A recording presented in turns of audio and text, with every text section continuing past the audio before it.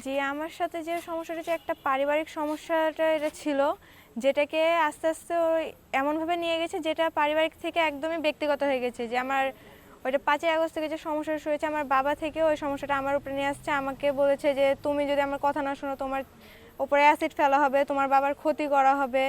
এরকম অনেক ধরনের হুমকি দেওয়া হয়েছে। আমাকে বলেছে আমি মানে এই দলের সাথে জড়িত আছি। আমার তুমি কথা না শুনলে আমি এই দলকে নিয়ে তোমাদের আরো ক্ষতি করব। এগুলো বিষয়ে অনেক ধরনের হুমকি দিয়েছে। কে হুমকি দিয়েছে? আশিক নামের ছেলেটি, যে আমার সাথে এগুলো মানে কাহিনী করছে সেই।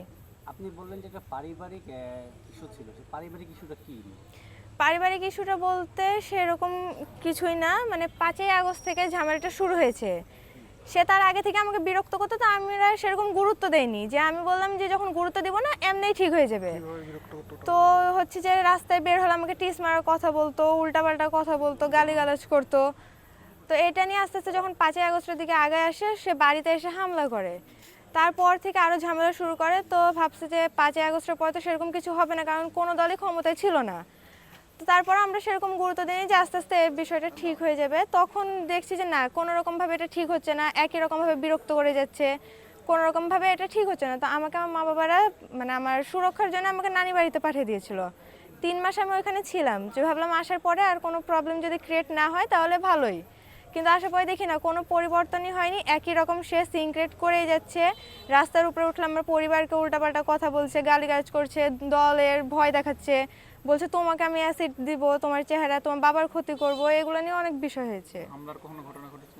হ্যাঁ, আমার বাসায় 5ই আগস্টের সময় হামলা করেছে, তারপরে সেরকম আর কোনো কাহিনী হয় নাই। রিসেন্টলি যে ঘটনা ঘটেছে ওটা কি?